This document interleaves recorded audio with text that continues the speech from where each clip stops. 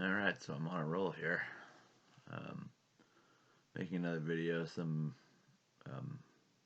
some reply conversations I had in the last long, depressing one made me realize some things. First, I wanted to. This is sort of a two-part video. The first part is about why losers hate, uh, you know, most women, but especially beautiful women. Um, I think that a lot of women get are especially they don't like losers. Women, especially the more beautiful a woman is, the less they like losers. As women get less attractive, they start to understand some of what the loser has experienced because they're kind of losers too. Unfortunately, in this world, that sounds harsh. When I say losers, I don't mean losers in a general sense. I mean in a biological sense. There are biological winners and losers, and you're pretty much a biological winner or loser the day you're born. You were either born with good genes, um, or you were born with bad genes. Now, that's not to say that you can't make yourself into a winner through your achievements and your work ethic or your, um, people who were born to be losers. There are some that are strong people mentally, um, maybe mentally and emotionally. They have the right guidance. Um, they might have been born to a line of people that had learned how to be resilient against their own genetic shortcomings and made themselves into great successes. So don't act. I'm not trying to say like that the biological component is the only thing that matters. It is possible to overcome your biological tendencies, but even then, those people that do overcome, when I talk about those people that really, it's not even so much overcoming; it's that they were born with biological gifts that weren't attraction, that weren't had nothing to do with physical.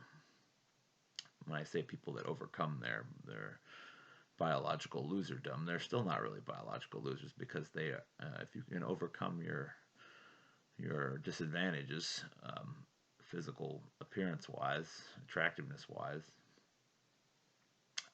that means that you were genetically gifted mentally.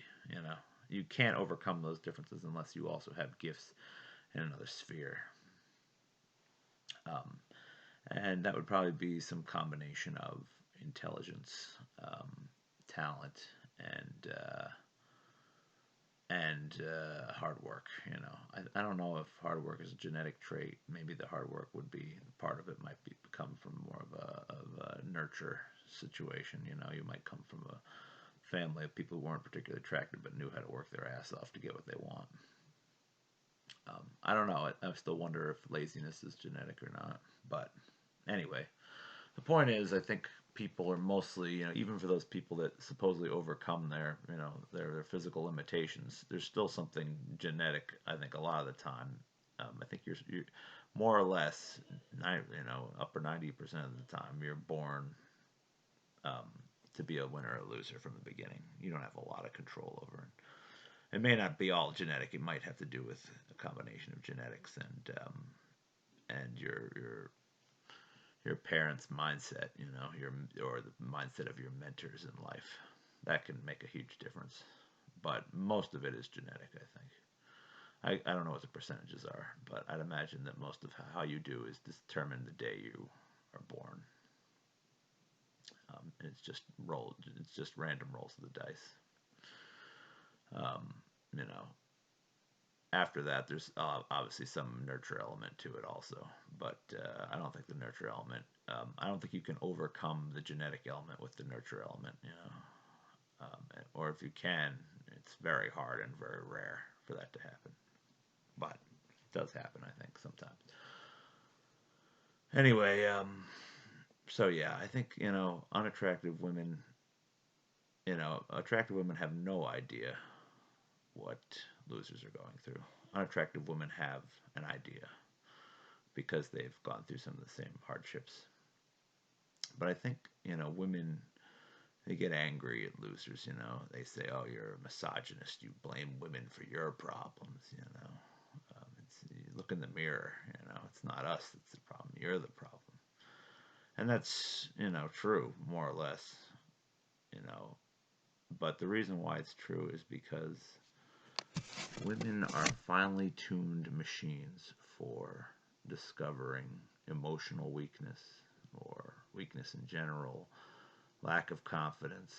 Um, you know, Women, and not just women, every species, every female of every species, they have been over many thousands of years um, primed biologically to become selectors of strength.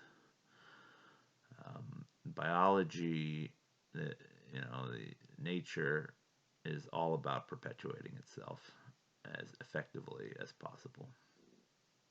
And every species, every type of animal that exists, every type of, even types of plants that exist, um, I don't know how much it's with plants. I don't know how much of a conscious decision it is with plants. But anyway, especially with animals, um, you know, biology wants to get mating right. Does not want to perpetuate faulty genes. So the females of every species are highly attuned to any deficiencies that anybody might have from the beginning. And, you know, women take offense to losers, being misogynistic, being angry about their place in life.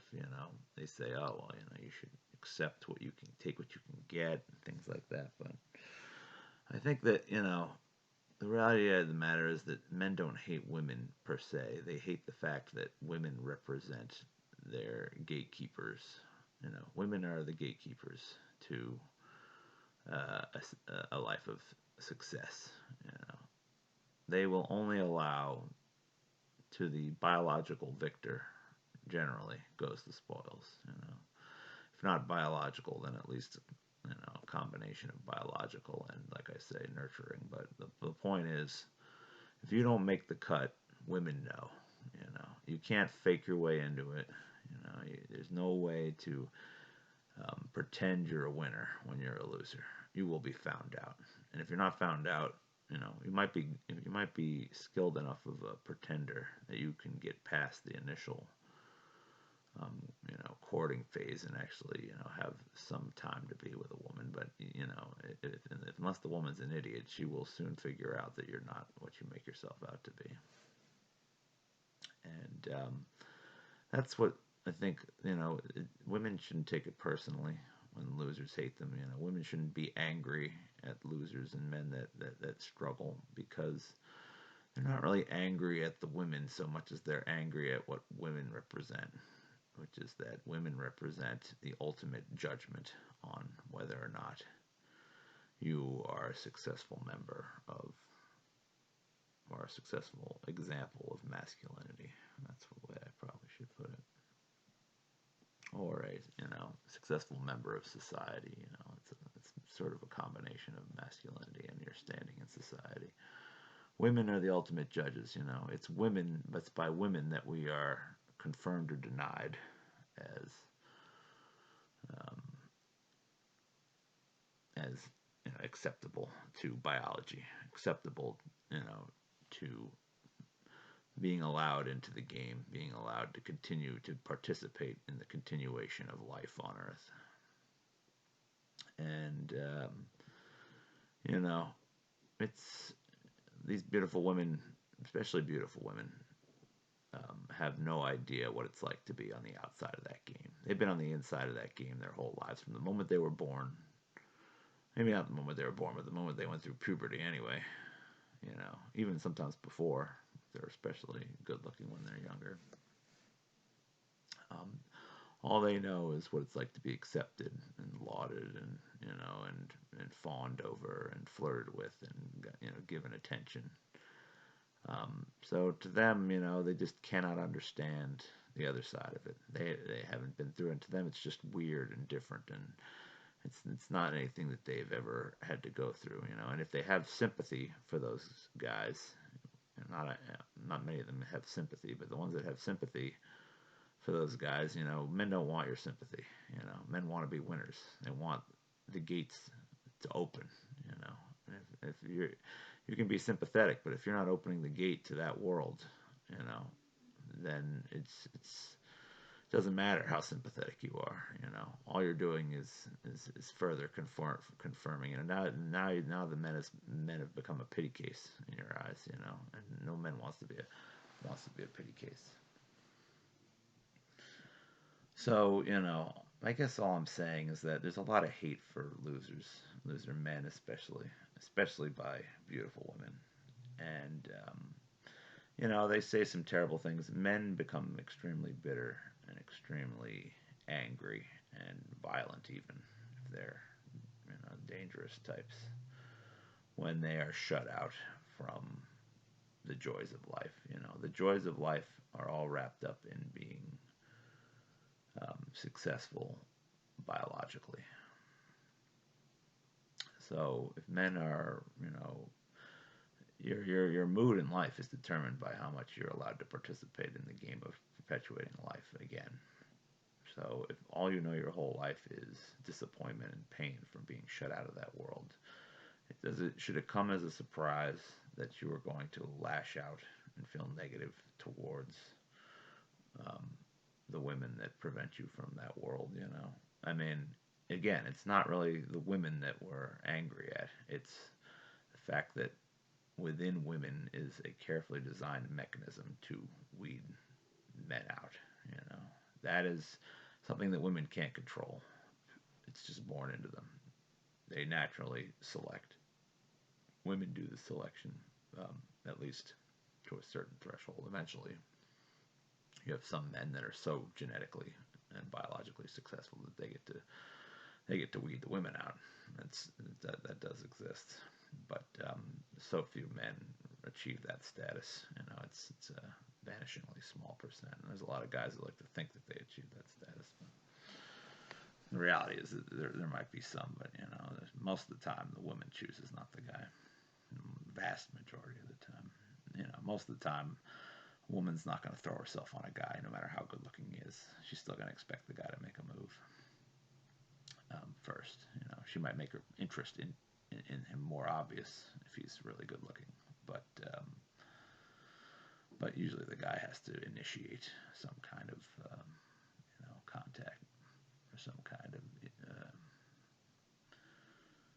relationship. Anyway, so yeah, I think women take it personally when losers, get angry, and they say losers say a lot of horrible, nasty, um, you know, just unconscionable things because they're frustrated and angry about their position and about how their interactions with women make them feel. But it has nothing to do with it's not a personal thing. It's related to women's biological function in society, in relationships. It's not something women are doing consciously. Women do it unconsciously. They have to follow what's programmed, and men have to follow what's programmed too. So, I guess that's just, I think there's a lot of anger and a lot of back and forth and a lot of, a lot of accusations and a lot of, finger pointing and things like that about, men who are losers. And, despite how ugly rejection from the process makes some men, many men, who tend to be the ones that were, the most rejected tend to be the loudest, they tend to get the most violent, the ones that never have any chance are the ones that really, lash out, or the ones that are especially, it's like all the men are unhappy about it, but there's some men who have a tendency towards violence, and so they're the ones who get noticed, and so they sort of create an even worse reputation for the loser man because they're out there killing people when they don't get their way, or they're out there, raping women, when they don't get their way. And these sort of become the poster child for the loser man, This is what women see first. They think that this is what loser men are: violent, spewing hate and anger, and that they have no value. Suddenly all loser men are equated with rapists and murderers and school shooters and things like that. Guys that couldn't handle their rejection, um, and lost their shit, and did something horrendous and unspeakable. But most loser men are not that intense. Most loser men are like me. They're quiet. They're sad.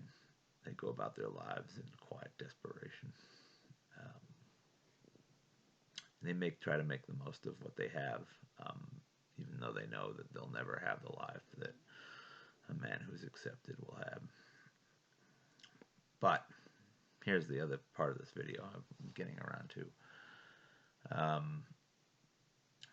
I've come to the realization that what enlightenment is really about.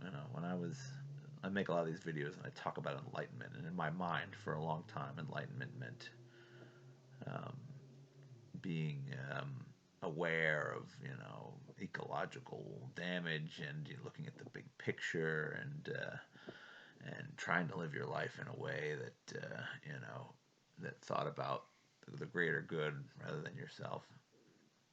And that's sort of like maybe the goals of enlightenment, but it's not actual enlightenment. I think enlightenment is when you stop allowing the biological game to dictate your mood. You know, most people, their mood is set by biology. If you are successful in the mating game, in the, or it doesn't even have to be entirely about the mating game. It can also be career. It can be how much money you make. Whether or not you're respected, your status in society. Things like that. But primarily, that all kind of revolves around the mating game to some extent.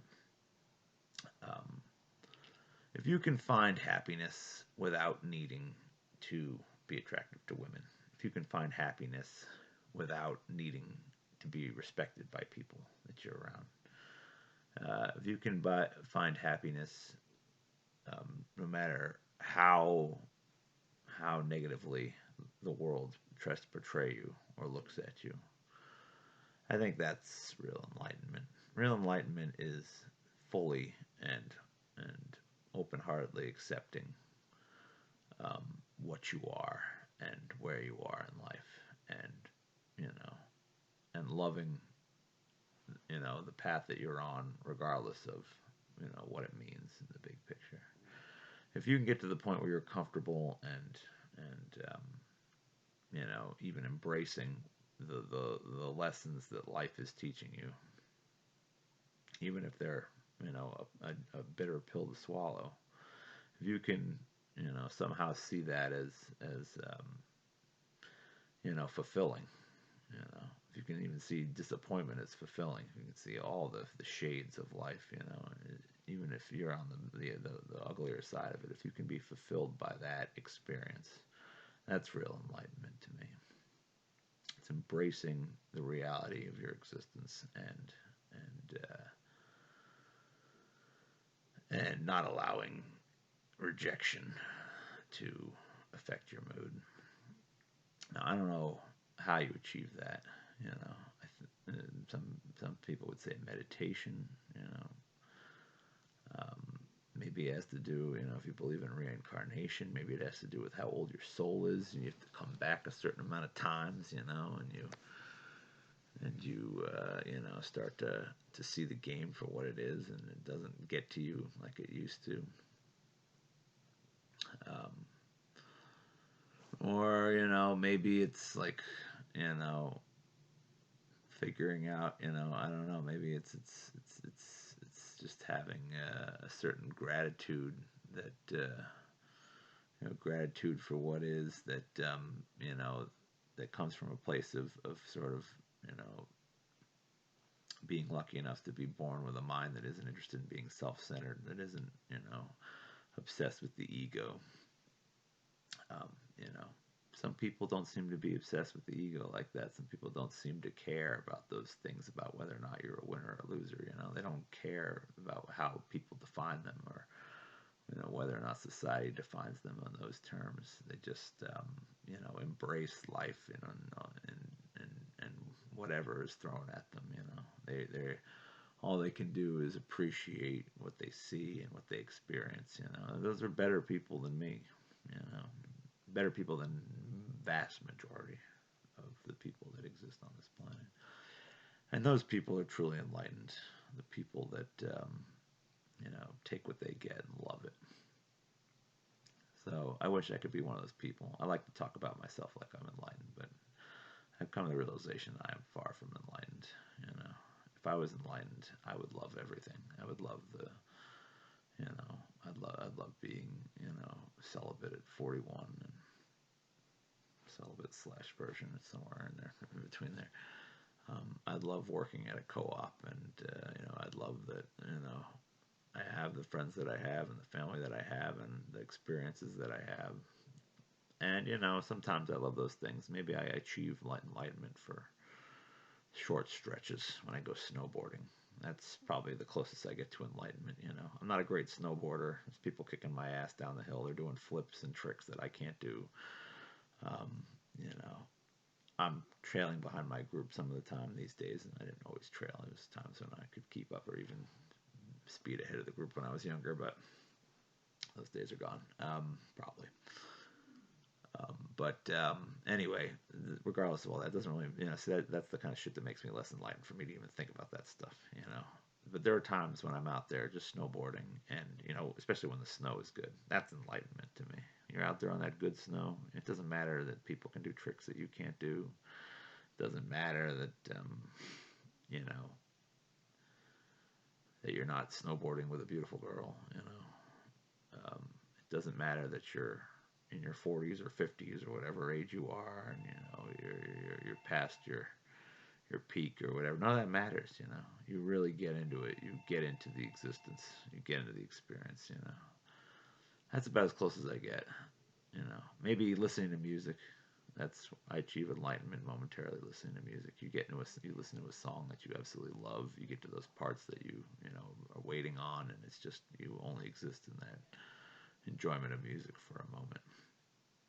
Or there's other times, if you're going swimming, and you're relaxed in the pool, swimming around on your back, playing around with the water and swirling around or whatever, making little whirlpools, or you're out in nature during the fall and you see beautiful red colors in the trees and watch the sunset or whatever. Even I don't know. It doesn't even have to always be a nature thing. You're eating your food and the food is delicious and you're enjoying every bite and just trying to savor it, and it's like I had a great orange. I had temporary enlightenment from an orange. We've got these oranges, bag oranges from. I'm not going to mention the store, but it was fantastic oranges, and it was like every bite like that. That was as close as I get to enlightenment. Does that moment. So I'm not saying that I never achieve enlightenment. I think everybody gets that enlightenment some of the time. Playing music, if you're playing music and you feel like you have ideas and they're coming out smoothly, and you're relaxed, you're in the flow, that's momentary enlightenment. The trick is to keep it going, for an extended period of time, to not care about your shortcomings and to just embrace the experience, And I don't know how, I don't know how I don't know if Buddhist monks are actually doing it or if they're just pretending to do it, It's just more bullshit hierarchy that has nothing to do with enjoying life, but somehow some people, I think even that's probably the truth is even the monks, even the people that claim to be masters of this, they probably fall into and out of enlightenment too, But supposedly, the real enlightened ones, they go into these states of enlightenment for years at a time, or they're really enlightened and they're just living on Earth because they're trying to help other people achieve enlightenment. The bodhisattvas. I don't know how much that really exists, or if it's just a myth or just a concept. But but yeah, that's real enlightenment. When you get yourself out of the game, the BS games that people play. When that becomes no longer becomes important to you. Those are moments of enlightenment, at least. At least, and when you get to those moments, cherish it because it's not going to last for long. That's all I got to say about it.